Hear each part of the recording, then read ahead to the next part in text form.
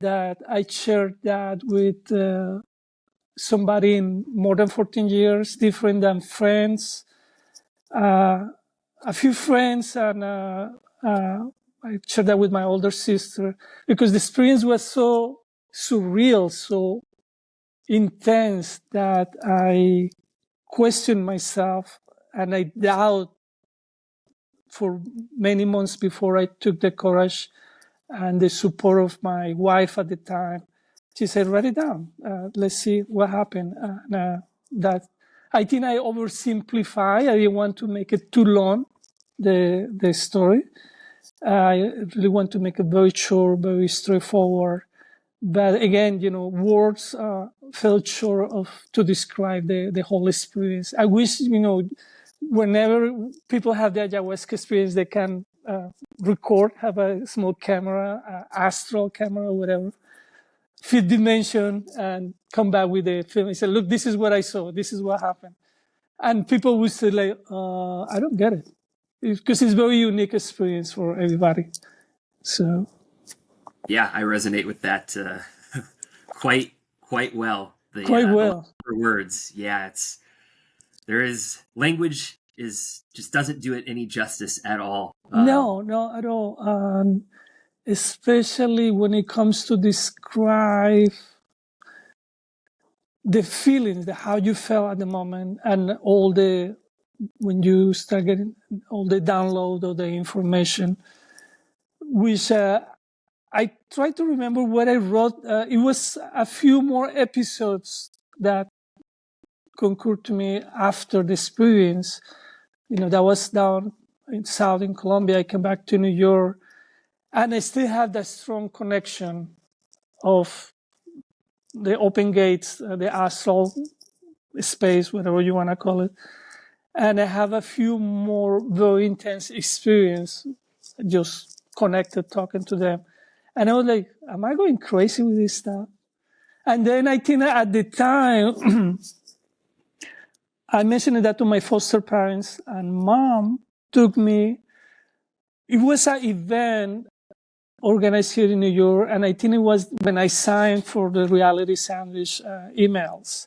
It was something on the East Village, people talking about ayahuasca, and they were offering trips, and I didn't know at the time that it was something that was growing so fast, and it was people devoted to do the traveling, taking people to Costa Rica, Peru, Brazil, some places in Colombia. I didn't hear much about Colombia, probably because the situation over there has been always challenging. It has changed a lot, but mostly Costa Rica and Peru, I think it was the most visited places. Where do you have your experience of ayahuasca? I actually had it here in the States. Oh, awesome! I'm looking forward to do that. I did it once, and I think after 14 years, I think I'm getting ready for the next round. I've got a ceremony tonight Awesome. And tomorrow, so I'm actually sitting here over the weekend. So where are you right now? Where you? I'm in California. South down California? In San Diego. Yep, San Diego. SoCal. Okay. I visited San Francisco for 2000 Eve. I was there for a few days, and I love it. That was the only chance I got to California. But I know also in New York and some places in New Jersey, some communities that they gather together to do ayahuasca ceremonies. I think I'm waiting for the moment to happen. Like the first time when I visited my friends, that was the last thing I was planning to do, be part of a ayahuasca ceremony.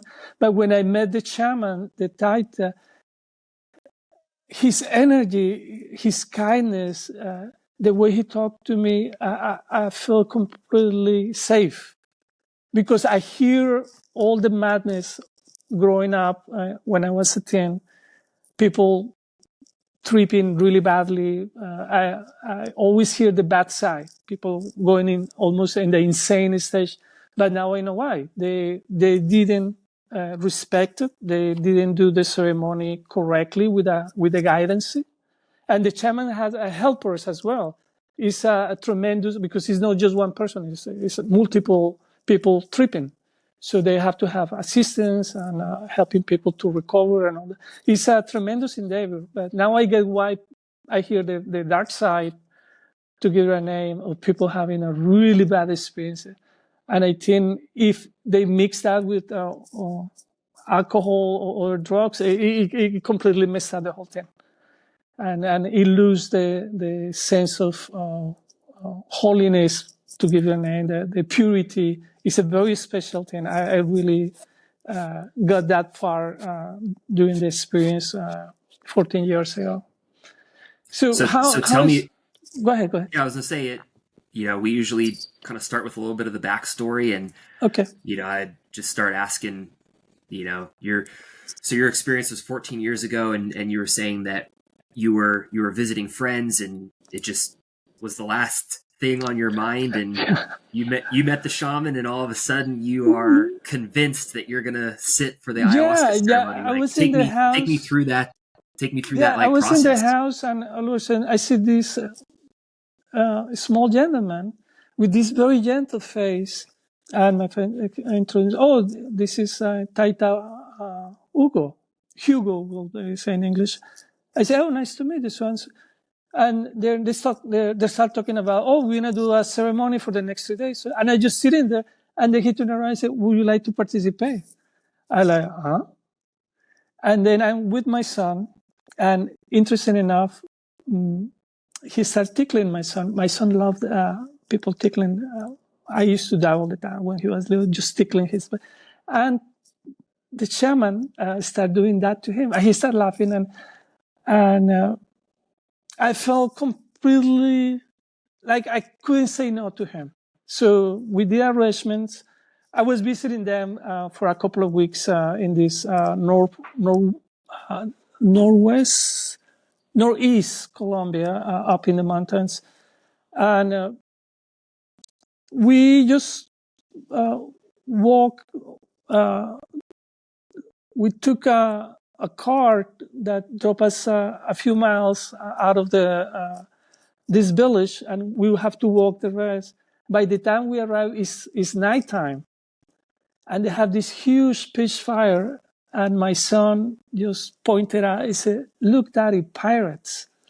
And I love that. He's a big fan of Pirates of the Caribbean. And so when he saw the pitch fire, he said, "Look, Daddy, pirates." And I thought that was the cutest thing. So they have already set up everything. They give us a tent, and I make sure my son was asleep. And we did the opening is they do a pray. He does this chanting while you're standing up, and I don't know what he put in his mouth. I don't know if it was ayahuasca, it was something, and then spit it in your face, and it feels nice and cold. And then he goes around praying the body, and I just felt like my soul was pulled out of my body, and I wasn't there anymore. I know I was standing in front of him, but my consciousness was all over the Amazons, and I can see the rivers. And later on, I realized that what he did is he took me to his area. His tribe is part of the Putumayo jungles, which is next to the Amazon jungles in Colombia. And I saw the whole area. I can smell the jungle. I can feel the wind. I can feel the rivers. Like the first thing they do is like, let's get connected with Mother Nature. They call Mother Nature Pachamama in their language. And that was the first thing. And I thought that was mind blowing. And the second thing they do is they give you a purgative to cleanse the body. And he said, "This is strong. You're going to puke a little bit." And that was an understatement. You put your guts out. Everything comes out. But before that happened, I went blind. That was the most shocking part. the whole place disappeared. It's just pitch black. And I knew I have a flash drive in my pocket, and I reached to my pocket and I click the flash and no light. And then I freak out. Damn. And while standing, I walk out of the area where everybody's is together. They were together. I felt the need to be alone. And I went through the whole experience. But at that point, it's no ayahuasca per se. You just start tripping. It's a form of ayahuasca they call chichaha, but that's strong enough to make you trip. So I went to this place that later on I recall it was completely, I went to the next galaxy, and it's cold and it's freezing, and I start getting all the messages. And that lasts for hours. Because later on in the description I do, when he asked me, when I recover from that, they said, you want to drink ayahuasca? And they give you a tiny little cup. And the idea is like you are supposed to be able to hold it. And that's completely, you get immersed with the universe, with everything. It's like, it's so powerful. And they are all the time.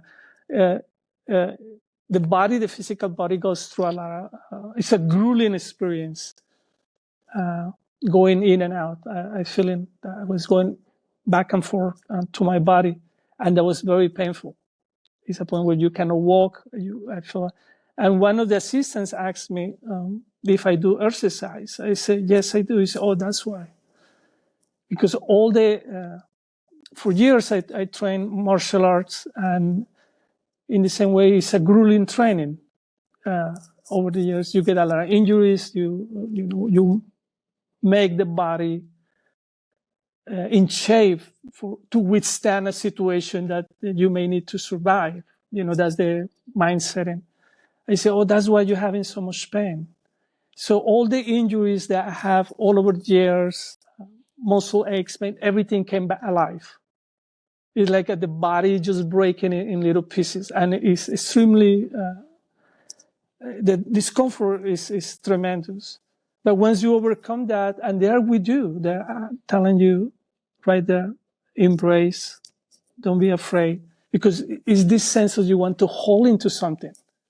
Like the soul part of your spirit, they just want to go out. Because you see the connection, you feel the connection.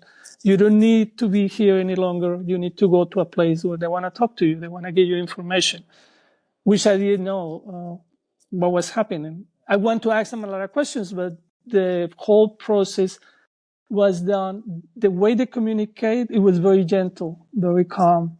And in some point in my description, I thought that some way, somehow they know you very well. I said, we know you like puzzles. You like riddles. So we're going to give you the information in that way.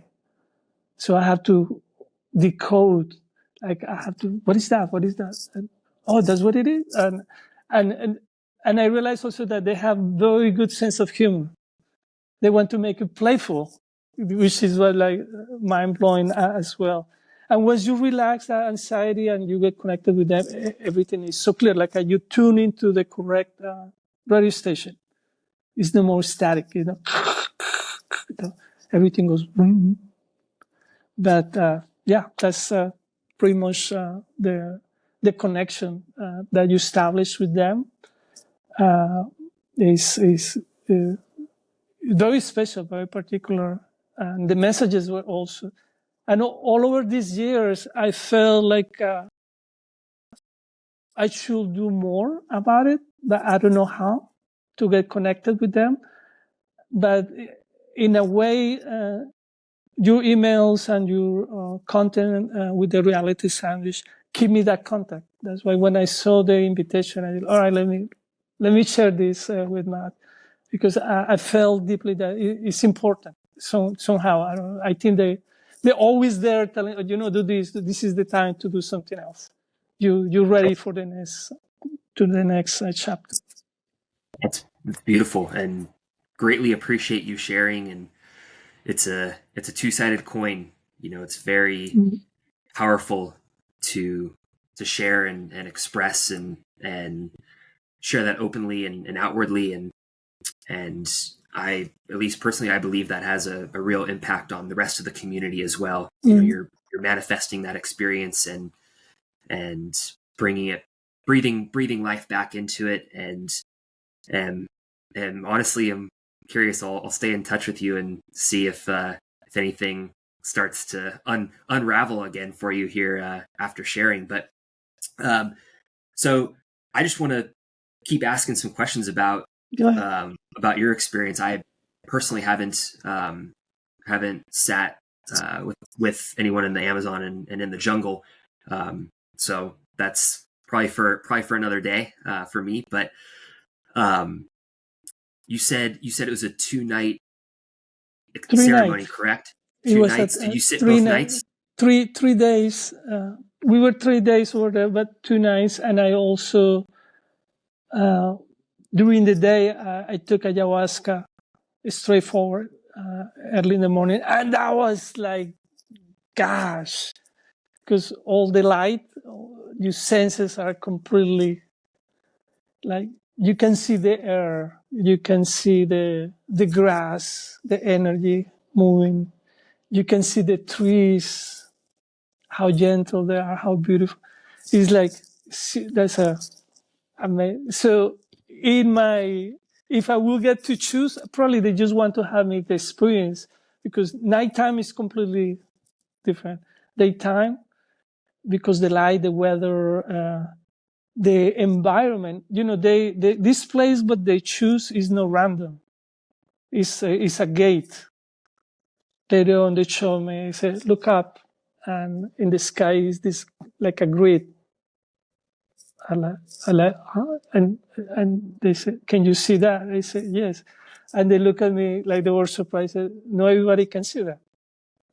So the place and now I get it why the intensity of leaving the body, the energy, the soul, living and coming back and forth, and getting all the information and getting the connection with the ancestors, and having an absolutely beautiful experience, well, regardless, minus the physical discomfort, which I guess that's part of the process of. Interesting enough, during the last years when I started looking all the, SpaceX and all these people planning all these travels to Mars and everything, and like, these dudes are doing the whole thing wrong. You don't need any of that stuff. You can go to the other side of the galaxy in a faster, safer. You're gonna have a good time. It's just you need the people that know how to do it. So I was just laughing a little bit. These people putting billions of dollars in all the spaceships and all this. Like, nah, man, you guys got it wrong. That was the taking in the last few years, and I don't know how the high tech people will deal with a ayahuasca ceremony, but they will find out a lot of the answers there. That's why in the title of the experience I put time travel experience, because that's how I felt. Time and space just completely disappear.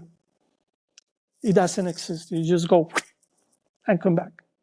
How far? I have no idea. It was really far.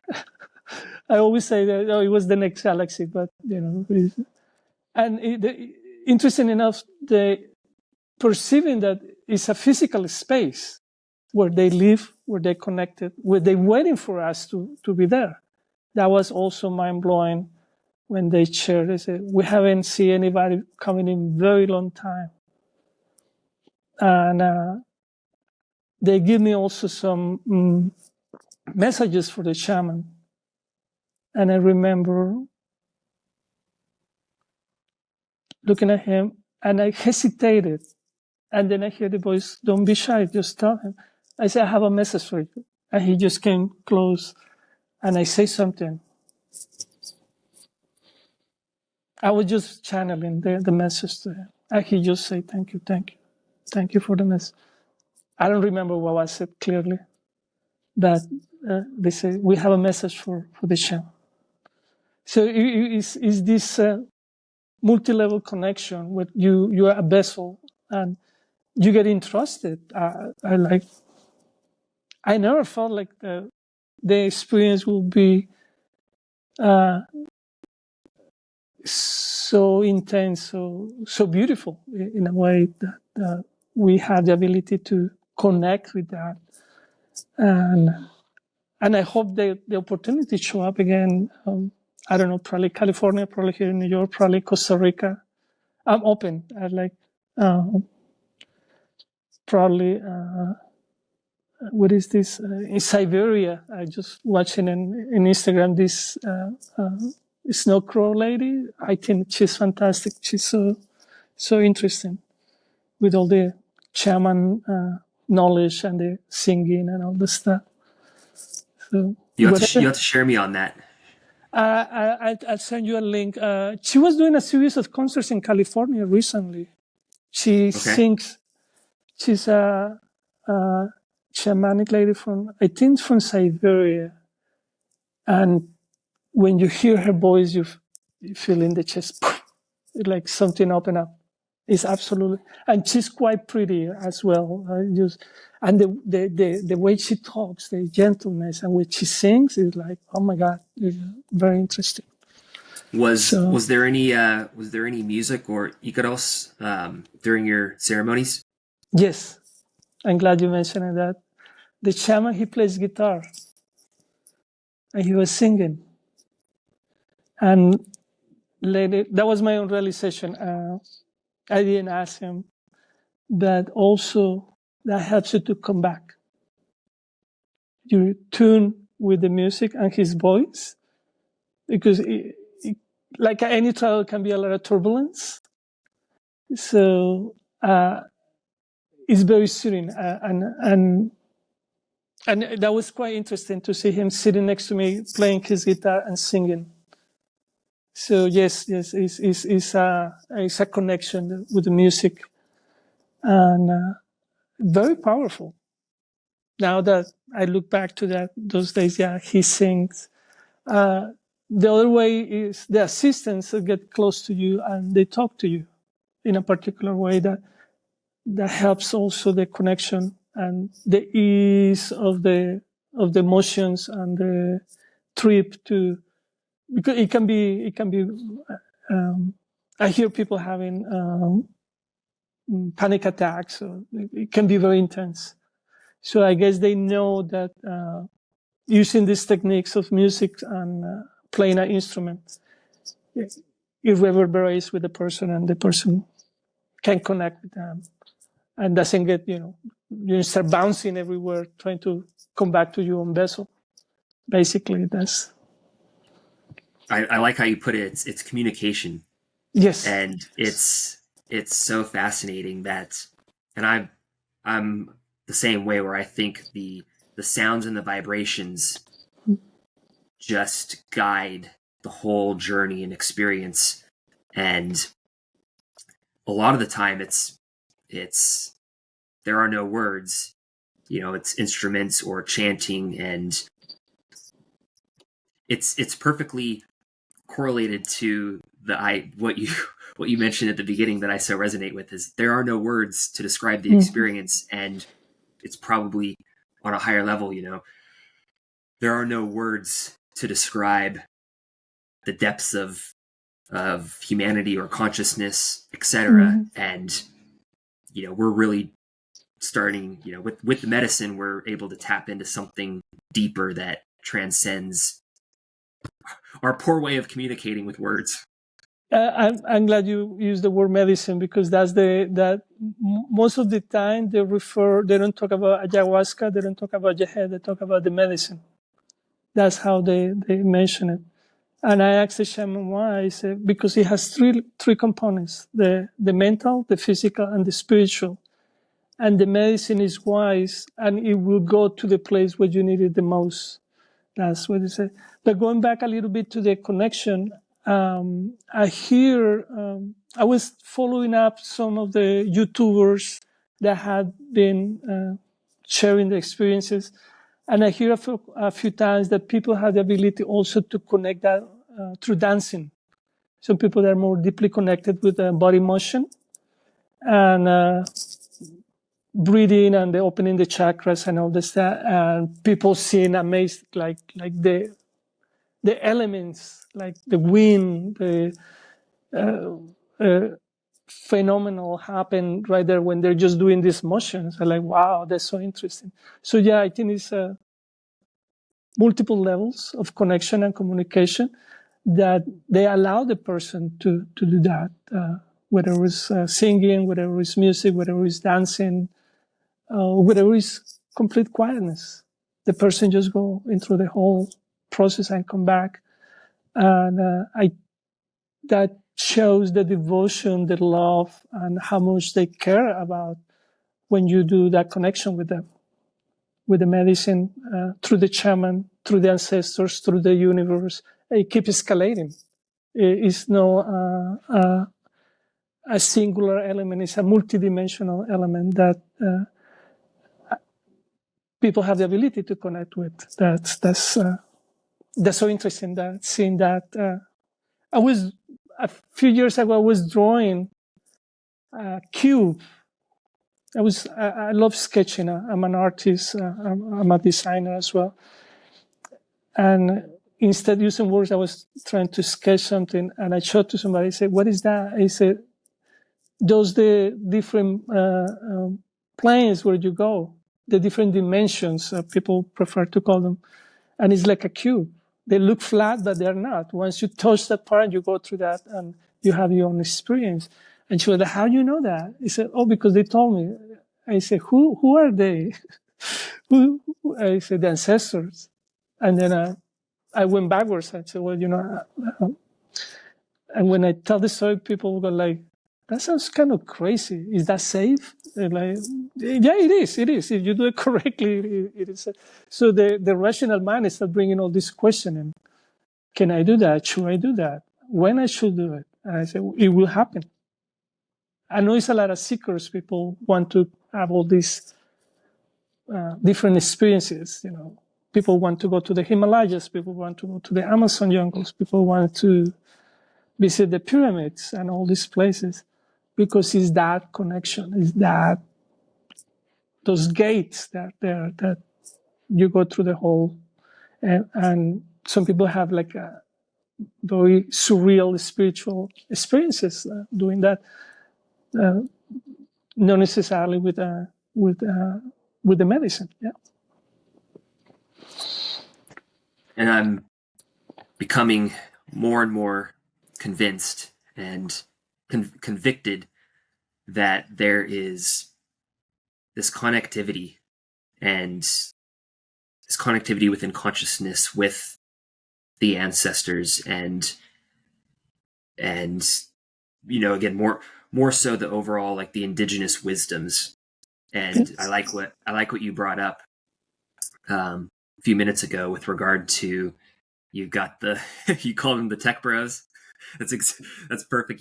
You got the tech bros that are trying to get to space and Mars and spending billions of dollars, and it's kind of the antithesis of the indigenous wisdoms, in that what they're seeking and what they're exploring and what they're trying to achieve is already here. And if we were paying our respects and our homage and seeking out the the learnings and the insights and the wisdoms of elders and ancestors, and kind of the unified lineage that we all would end up tracing back to, then there's something there that will get you further than Mars. Oh yeah, the whole knowledge has been there for millennia. The wisdom that they carried, and I think for me, it became after I did the ayahuasca experience. I have these long conversations with my wife at the time that about my origins, because I was born in South America. And a lot of people look at me and say, you look Muslim, or you look Italian, or you look Turkish. So we got the DNA test, and it became very clear to me the connection. From my mother's side, 40% Asian Native American. For my father's side, 60% white, with all the combinations of German, Norwegian, Irish. And of course, my last name is traced back to North Spain. I believe my great-great-grandparents came to South America probably late 1800s. So it's all this global connection. And to make it more interesting, my wife married a Japanese lady. So I did full circle with the planet. And by the time I do ayahuasca, and I hear is the way to connect back with the ancestors. And the ancestors carry all this deep, tremendous knowledge, wisdom, that's all about healing and love and harmony, that is so embedded, it's so close to us that we cannot see it. It just disappears completely because we live in a Western society. I was raised in a big city. I have been in New York for more than 30 years already. So that disconnection creates a fracture into our inner knowledge, into our inner soul, our ability to relate to each other. In a matter of fact, the first message from the ancestors, they showed me this book, and the cover has a bubble, beautiful bubble, and inside the bubble is a dragonfly. And they open the book, a beautiful book. And the first thing they say to me, if we learn from the insects, if we learn to live in harmony with them, then we can live with everybody in harmony. So they pointed out the most fragile creatures in Mother Nature. Learn from the insects. Learn how they live their lives. If you get that understanding, we can do it together as a human beings. And that was so powerful. I was like, wow. So, and in also the visual elements that you used to. So since that time, I started doing a lot of research about dragonflies. And it's one of the most amazing creatures. It's the only creature that has 100% rate as a hunter. They never fail. 100% rate, the scientists already found. In Japanese culture has this beautiful meaning of hope and restoration, and people used to wear it when they used to go to war to fight, to have them return safe home. So all around the planet, the meaning of the dragonfly is deeply embedded in humanity. And also it's a very ancient creature that has changed very little. Well, in size, the very old, the early, I forgot what is the period of time, early days of Earth, they were gigantic. And now they're very small, but the structure is still the same. So in the way they communicate the messages is to help us to assimilate everything and get even more curious. Why the dragonfly? Why this creature is so particular? Why is this creature, this insect is so powerful? Why is so precise? And they pointed out, like in the Matrix, I pointed out the door, but it's your job to cross the door. They don't force you. This is the door. It's up to you. You pass to the other side.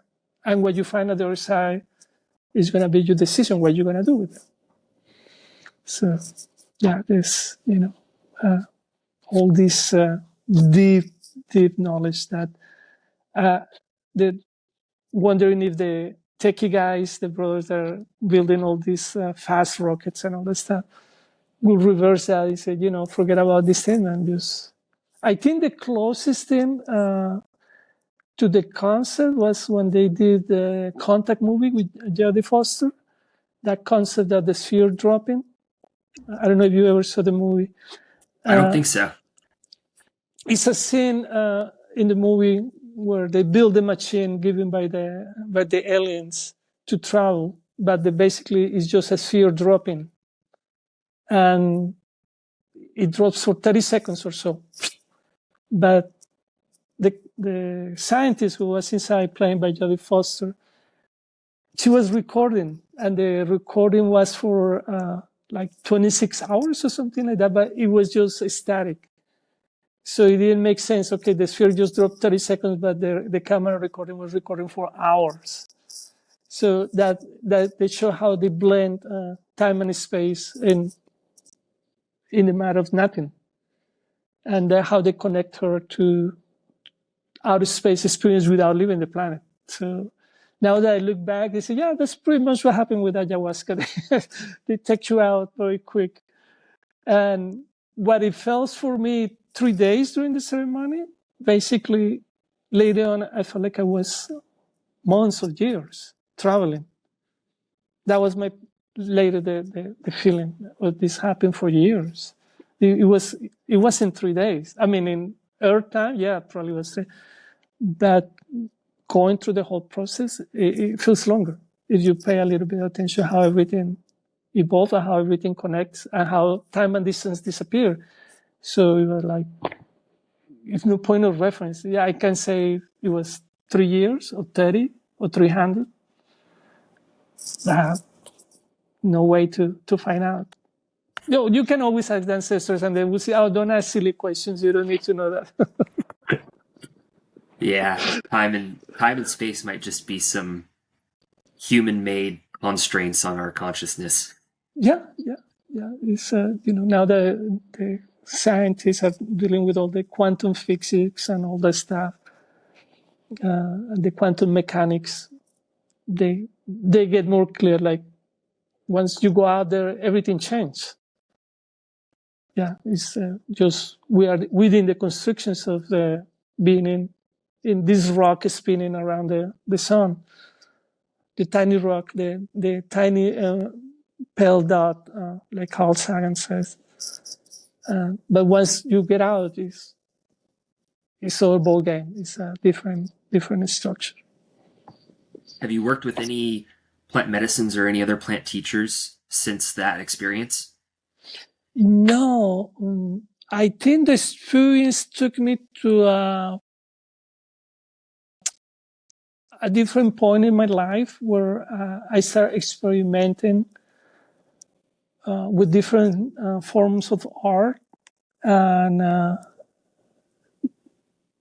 try to find my tune with the experiences. But also, interesting enough, after that, I went through a series of very difficult physical and mental illness that now that I look back, I think that was the preparation for that. How to overcome all this process, facing middle-age crisis, going through divorce, all these elements. I think that was the point where I keep in contact with you, and I start feeling like, all right, it's time to go back to that, reach out to the universe and find out what is next. I think that in a way was a preparation. I have the opportunity to experience openly and be more flexible about past lives experiences as well. So I have the opportunity to reach out to some people. And I have the strong belief that every single person we meet in life is not by accident. It's no coincidences. It helps you to point it out exactly where you need to go or to get the answers that you need at the moment. And like I mentioned before, I'm completely at this point of my life looking forward to that connection, working, connecting again with people that are putting their energy and their effort and in working with the medicine helping people to move with their lives and, face whatever situation they may have to face. And I think that's very important also to observe that it's not just, oh, you trip in and nothing happened. Oh, it was a good trip. No, it gives you a sense of responsibility of sharing the experience and keeping the connection alive. That's basically what I think it is. Yeah, it can be a fun party at times, but it's not Oh no, it's not the like fun. your typical experience of a hey, let's go have fun and party. It's I it's a think there's journey. nothing wrong with that. I think when I mentioned it to you that this connection and the process that I went through, when I noticed that the sense of humor is very interesting. Like what? There is no all serious about deep knowledge of the universe and spirituality. No, no stiffness at all. So I think also when I mentioned it, that some people have the ability to do that connection through dancing and or forms of art. Some people write poetry. Whatever the artistic form or expression form, that's complete. Some people have a great time. I hear some people, oh man, that was awesome. I have a great time. We were just with friends and relaxed and everything was so beautiful. But yeah, I think that's required, loosen up a little bit to embrace, because along with that comes very challenging moments where if you're too rigid, too stiff into your own consciousness of your own self, then you're going to start missing what the real point is, the opening it up and connecting with other people. So then you realize that things that are not any longer about you, about me. It's about the whole spectrum. Being is not about an individual person. It's about the entire connection with the universe and the entire connection with humanity. And we're going through and passing that with colors, with all the challenges that it comes. And yeah, I think it's great. People have a good time. Why not? It should be included in all the ceremonies. That fun part, and I know some people have that the energy, they buy the energy to create that, the welcoming atmosphere, very relaxed and very playful. Yeah, that's great. I think we take things too seriously in life. And I hear that many times also that we need to get in contact with the inner child to see things with a fresh eyes and be more open and more flexible and understand better that connection that they provide to us through the medicine. Yeah, definitely yes. Well, that's awesome, Omar.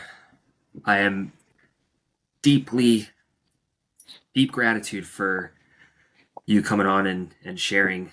Um, it's beautiful. Just a little bit of vulnerability and tapping back in. I know it's always wonderful for me because I like sitting and I like listening, and it feels like it's tapping back into my experiences as well. There's so many common threads of that of the fabric of the medicine that Yes. I hear over and over again, and it makes it more true, and it deepens the understanding for me, at least, every time listening as well. So I'm in deep gratitude for you sharing with me and the community. Any final words that you want to give to the reality sandwich peeps Just before we wrap the recording? I just want to say a big thank you for following up with me. It got a little bit difficult to establish this, but at the end, I'm glad that I did it. And just keep the good work, man. I think it's very important to create that space for people to come forward, share a little bit of the experience, and keep expanding that information that we know in a way is really helpful for many people that are looking for that missing connection, that opportunity to feel grounded, to feel connected, to heal, whether it's physical, emotionally, spiritually, and keep with their lives in the best way possible. So thank you again. I hope we can reconnect again. I hope that the community keeps growing. And yeah, let's see what the future brings to us.